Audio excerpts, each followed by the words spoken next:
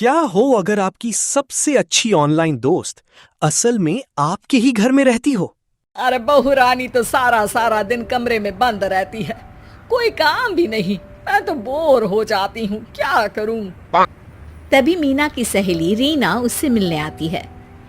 अरे मेरे घर का भी यही हाल है, बेटा ऑफिस और बहू कमरे में बंद, समय काटे नहीं कटता। लेकिन अब सच मानो तो वक्त ही नहीं है कि वक्त से रोटी भी खा लूं। अरे बहन, मुझे भी बता दे कौन सा जादू चलाया है। मैं भी अब जिंदगी के बचे कुचे दिन आराम से काट लूं। दीवारें देख देख कर तो बोर हो गई हूँ मैं। रीना मीना को एक स्मार्टफोन देती है। ये ले, ये है वो छड़ी जो जादू करती है। इसमें मैंने तेरा फेसबुक अकाउंट भी बनाया है, एंजल प्रिया के नाम से। बस अब यहाँ दोस्त बना और सबसे बातें कर। सास को पहले तो उतना समझ नहीं आता है, लेकिन धीरे धीरे वो उसकी आदत डाल लेती है। माँ जी जल्दी से खाना खा लीजिए, मुझे थोड़ा काम है। अरे तू जा, मैं खा लूंगी, अभी वक्त नहीं है। और सासू माँ मोबाइल में मुंह गड़ाए जवाब दे देती है।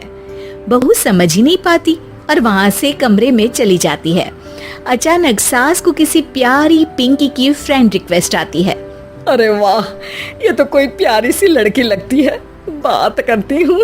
सास फ्रेंड रिक्वेस्ट अपनाकर बात करने लगती है। अब क्या था, सास सारा दिन उस सहेली से बात करती, अपनी कहती उसकी सुनती। एक दिन सास फोन पर ही सरगड़ाए। अरे बहू, जरा मंदिर के लिए थाली सजा दे, आज कीर्तन है। बहू फोन पर किसी को मैसेज टाइप करते कहती है।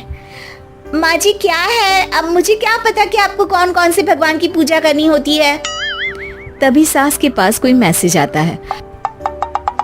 अच्छा ठीक है, रहने दे, मैं ही कर लूंगी।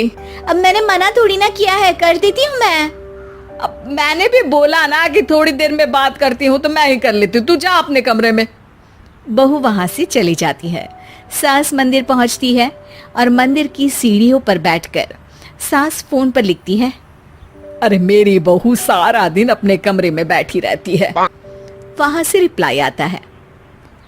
मैं आपकी बहू को तो जानती नहीं हूँ, लेकिन हाँ एक बात है, हो सकता है आपने उसे ताने दिए होंगे या फिर उसका दिल दुखाया होगा। ऐसा करने पर बहुओं का मन ससुराल से हट जाता है। याद रखिए, बहू और बेटी में फर्क होता है। सास घर जाती है और बहू से बड़े ही प्यार से बात करती है, उसके लिए खाना बनाती है, उसे गिफ्ट में साड़ी भी देती है। जिसके बाद अगले दिन, माँ जी चलिए, आज मैं भी आपके साथ मंदिर चलती हूँ, आते वक्त भोले भैया के गोलगप्पे खा कर आएंगे। अरे हाँ बहू, ये तो अच्छा है, चलो। सास मन में सोचती है कि उसकी फेक बुक वाली दोस्त कितनी अच्छी है। उसके समझाने से उसे उसकी बहू वापस मिल गई। वो बहू को अपनी दोस्त के बारे में बताने का सोचती है, लेकिन फिर चुप हो जाती है। बहू फोन पर टाइप करती है। मेरी सास मुझे नौकरानी समझती है, एक गिलास पानी तक खुद नहीं लेती। मन तो करता है कि बोल दूं, मैं बहू हूँ, कोई नौकरानी नहीं। वहाँ से रिप्लाई आता है। देखो, तुम्हारी सास को तो मैं भी नहीं जानती, लेकिन वो बुजुर्ग होंगी।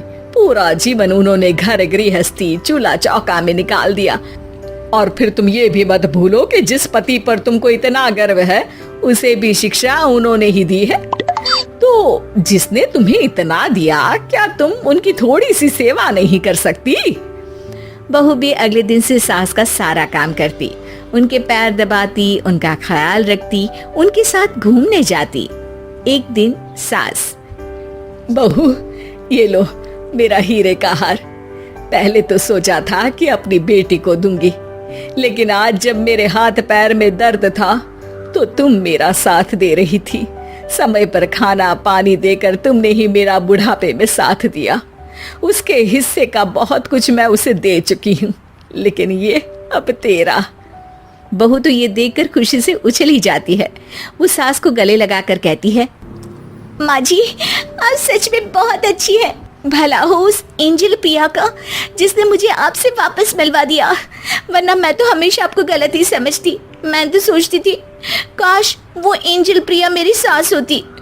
क्या नाम लिया बहू? एंजल प्रिया तेरी फेक बुक फ्रेंड है? हाँ माँ जी, वो बहुत अच्छी है। उन्होंने ही मुझे बताया कि सास की कीमत क्या होती है। अरे बहू, कहीं तू प्यारी पिंकी तो नहीं? जी माँ जी, मैं ही हूँ प्यारी पिंकी। क्यों? सास बहू को गले लगाकर कहती है। मैं भी यही सोचती थी कि काश प्यारी पिंकी मेरी बहू होती। शुक्रिया बहू।